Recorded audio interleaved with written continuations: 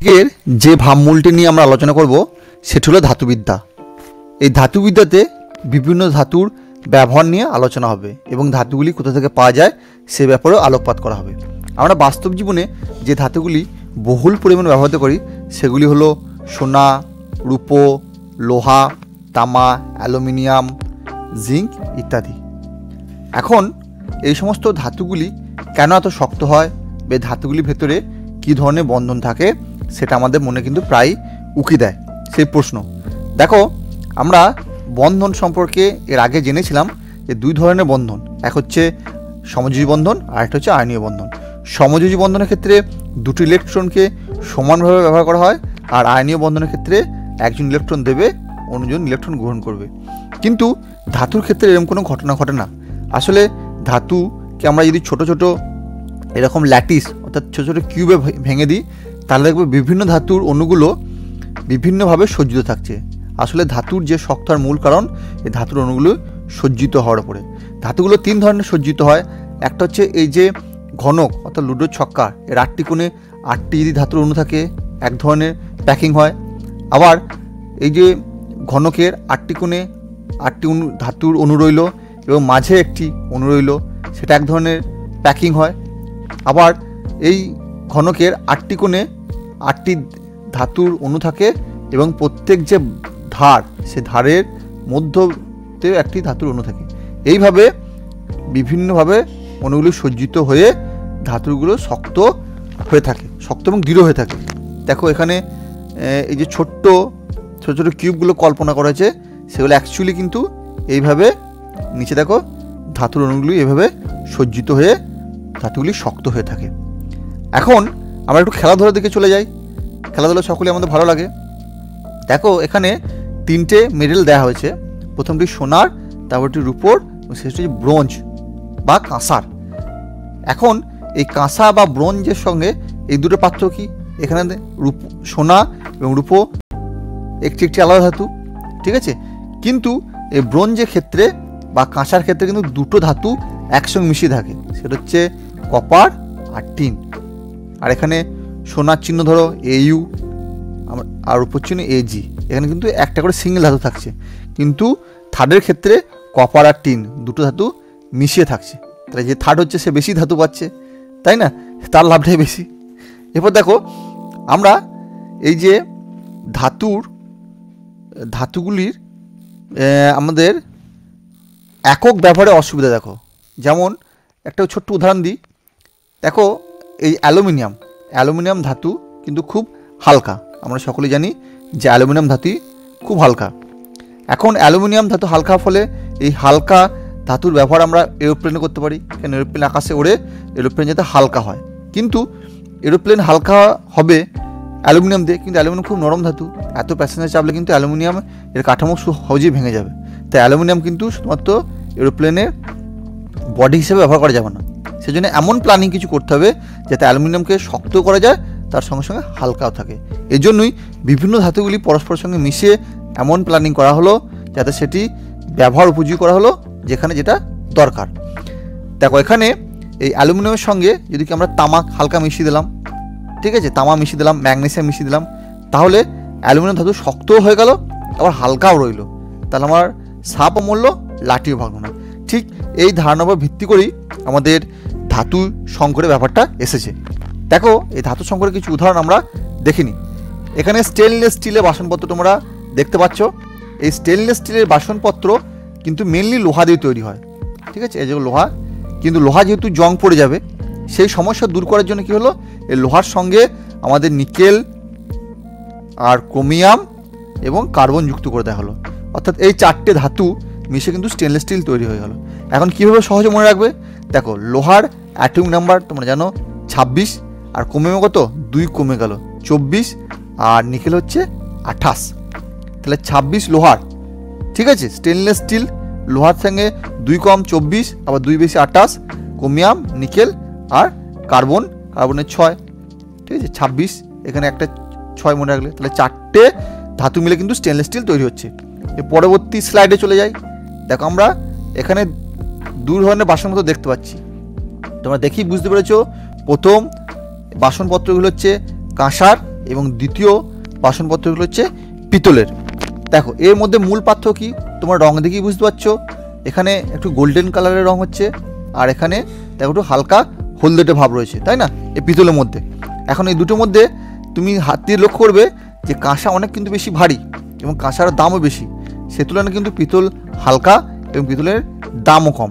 কেন এরকম হয় দেখো, কাঁসার মধ্যে যে মূল উপাদান থাকে সেটা হলো কপার।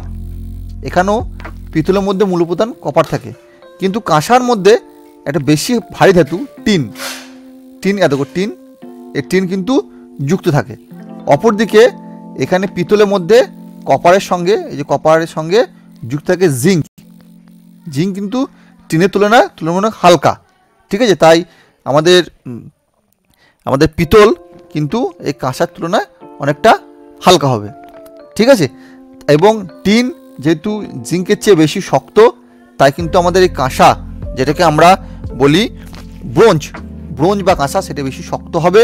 এই জন্য কাঁসা বা ব্রোঞ্জের থালাতে ধারে দেখবে ডিজাইন কম থাকে, কিন্তু এটা খুব হার্ড হয়, এই জন্য ডিজাইন করা একটা কঠিন জিনিস। সে তুলনায় আমাদের পিতল অনেকটা সফট হয়, এই জন্য এই কোনগুলো ধারগুলো ডিজাইন তোমরা দেখতে পাবে। তাহলে এখানে দুটো ধাতুর মিশ্রণ করে শঙ্কর ধাতু তৈরি করা হয়েছে। একবার দেখে নাও, এটা হচ্ছে কাঁসা বা ব্রোঞ্জ, যার মূল উপাদান হচ্ছে কপার এবং টিন। এটা হচ্ছে পিতল বা ব্রাস, যার মূল উপাদান হচ্ছে কপার এবং জিঙ্ক। এরপর দেখো পরবর্তী শঙ্কর ধাতু চলে যায়, সেটা হচ্ছে জার্মান সিলভার। দেখো জার্মান সিলভার, ঠিক আছে, নামের মধ্যে সিলভার থাকলেও কিন্তু আসলে এখানে কোনো সিলভার নেই। দেখতে দেখো এই দেখতে অনেক সিলভারের মতো, হ্যাঁ, সিলভার রূপোর মতো সাদা চকচকে, এই জন্য একে জার্মান সিলভার হয়েছে। দেখো জার্মান সিলভারের যে মূলত 3টে ধাতু থাকে সেটা হলো কপার, ঠিক আছে। আর আমরা একটু আগে দেখলাম যে আমাদের পিতলে যে জিঙ্ক ছিল, হ্যাঁ, সেই জিঙ্ক, কপার আর জিঙ্ক। দেখো এই দুটো ধাতুর সমন্বয় আমরা কোথায় দেখেছি, কপার আর জিঙ্কে। দেখো এখানে পিতল, তাই তো, পিতলের ক্ষেত্রে আমরা এই কপার ও জিঙ্কের মিশ্রণ দেখেছিলাম। তাহলে এখানে জার্মান সিলভারের ক্ষেত্রে অনেকটা পিতলের সঙ্গে মিল রয়েছে, কপার আর জিঙ্ক রয়েছে, তার সঙ্গে এক্সট্রা একটা ধাতু নিকেল অ্যাড করে দিলাম। নিকেল অ্যাড করার ফলে কী হচ্ছে, এ দেখো চকচকে যে সাদা ভাবটা আসছে রূপোর মতো, সে নিকেলের জন্য আসছে। তাহলে জার্মান সিলভারে 3টে ধাতুর মিশ্রণ। তাই জার্মান সিলভার কি এই সমস্ত শৌখিন জিনিসপত্রগুলো তৈরি করতে ব্যবহার করা হয়।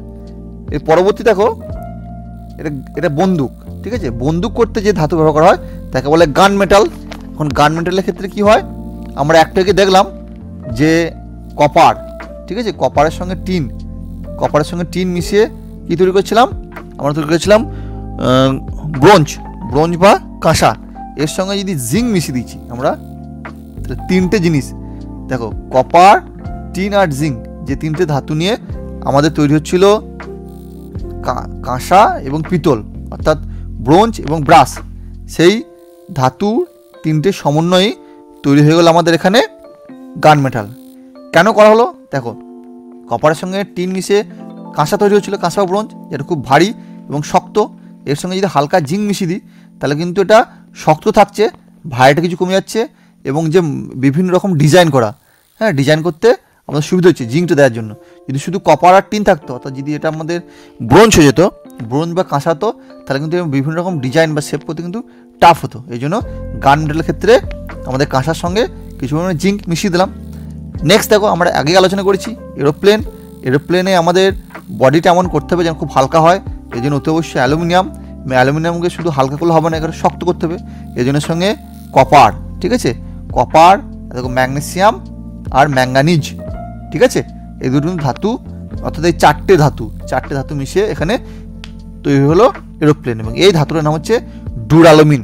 ধাতুর নাম হচ্ছে দেখো ডুরালুমিন,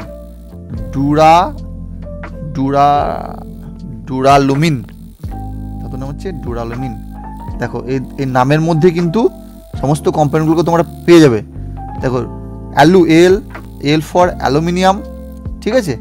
এখন দেখো ইউতে কপারের সঙ্গে মিল হলো, আর এম মানে হচ্ছে ম্যাগনেসিয়াম এবং ম্যাঙ্গানিজ, দুটো ধাতু রয়ে গেল। এর পরবর্তী একটা আমাদের মনে প্রশ্ন উকি ঝুঁকি দিচ্ছে যে এই সমস্ত ধাতুগুলি যে আমরা দেখলাম তাদের ব্যবহার দেখছি, এখন এই ধাতুগুলি কোথা থেকে পাওয়া যায়? অতি অবশ্যই আমাদের পৃথিবীর মাটির, হ্যাঁ, ভূপৃষ্ঠে বিভিন্ন পাথর পড়ে থাকে, বা ভূপৃষ্ঠের ভেতরে, হ্যাঁ, মাটি খুঁড়ে বিভিন্ন পাথর থেকে কিন্তু আমরা এই ধাতুগুলিকে নিষ্কাশন করি। দেখো লোহার ক্ষেত্রে দুটো মূল ধাতু, সেটা হচ্ছে দেখো ম্যাগনেটাইট, এখানে দেখে নাও যে ম্যাগনেটাইট ধাতুটা, এই ম্যাগনেটাইট পাথর, আর হেমাটাইট। দেখছো ম্যাগনেটাইটের সংকেত দেখে নাও Fe3O4, আর হেমাটাইট, ঠিক আছে, Fe3O2। এটা ম্যাগনেটাইট, দেখো শেষে TITE কমন রয়েছে, টাইট। লোহা কি কোনো জিনিসকে টাইটভাবে ধরে রাখে, শক্ত। তাহলে ম্যাগনেটাইট আর হেমাটাইট, ঠিক আছে, এই দুটোই হচ্ছে, এই দুটো পাথর থেকে কিন্তু আমাদের লোহাকে পাওয়া যায়। একে বলে আকরিক, ঠিক আছে, এগুলো হচ্ছে লোহার, দেখি আকরিক, এরা হলো লোহার আকরিক। ম্যাগনেটাইট সংকেত Fe3O4 আর হেমাটাইট Fe2O3। এরপর দেখো পরবর্তী স্লাইডে চলে যাই। এখানে দেখো দুটো পাথর দেখানো হয়েছে, দেখো কি সুন্দর রঙিন পাথর।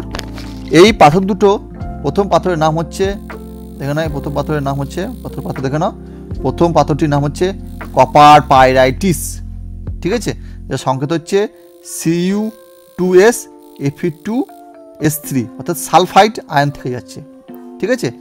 আর এখানে দেখো আর পাথর, এখানেও কিন্তু সালফাইড আয়ন রয়েছে, Cu2s, ঠিক আছে। এটা হচ্ছে কপার গ্লান্স, এর নাম হচ্ছে কপার গ্লান্স এই পাথরটা, আর এই পাথর হচ্ছে কপার পাইরাইটিস। এই দুটো পাথর থেকে কিন্তু কপার পাওয়া যায়, তাই কপার পাইরাইটিস এবং কপার গ্লান্স, ঠিক আছে, এই দুটো হচ্ছে কপার আকরিক। তাহলে এই দুটো আকরিকের ক্ষেত্রে দেখো সালফাইড আয়ন রয়েছে। আর অক্সিজেনের ক্ষেত্রে কী ছিল? লোহার ক্ষেত্রে দেখো অক্সিজেনযুক্ত ছিল, ঠিক আছে, লোহার ক্ষেত্রে অক্সিজেনযুক্ত ছিল। আর কপারের ক্ষেত্রে যুক্ত রয়েছে সালফাইড আয়ন, এটা মনে রাখবে, তাহলে মনে রাখতে সংকেতগুলো সুবিধা হবে। এর পরের স্লাইডে দেখো আমরা জিঙ্ক, এই পাথরটা দেখো, এটা হচ্ছে জিঙ্ক ব্লেন্ড, ঠিক আছে, এখানে দেখো সালফাইড রয়েছে, তাই না, ZNS। এই পাথর থেকে কিন্তু আমাদের এখান থেকে জিঙ্ক পাওয়া যায়, দেখো এটা হচ্ছে জিঙ্কাইট, দেখানো এই জিঙ্কাইট ZNO, এই জিঙ্কাইট সংকেত হচ্ছে ZNO, এখান থেকেও কিন্তু জিঙ্ক পাওয়া যায়। তাহলে এই যে জিঙ্ক ব্লেন্ড এবং জিঙ্কাইট, এরা হলো কারাকরিক, জিঙ্কের আকরিক। পরবর্তী স্লাইডে চলে যায়। দেখো মানে যখন পাথরের উপরে যেন ছোটো ছোটো ফোঁসকা পড়েছে, তাই না, সুন্দর রঙের পাথরটা দেখো, এই পাথর হচ্ছে বক্সাইটের সংকেত কি Al2O3 2H2। এই বক্সাইট থেকে কি পাওয়া যাচ্ছে দেখেই বুঝতে হচ্ছে সংকেত, এটা অ্যালুমিনিয়ামে আকরিক।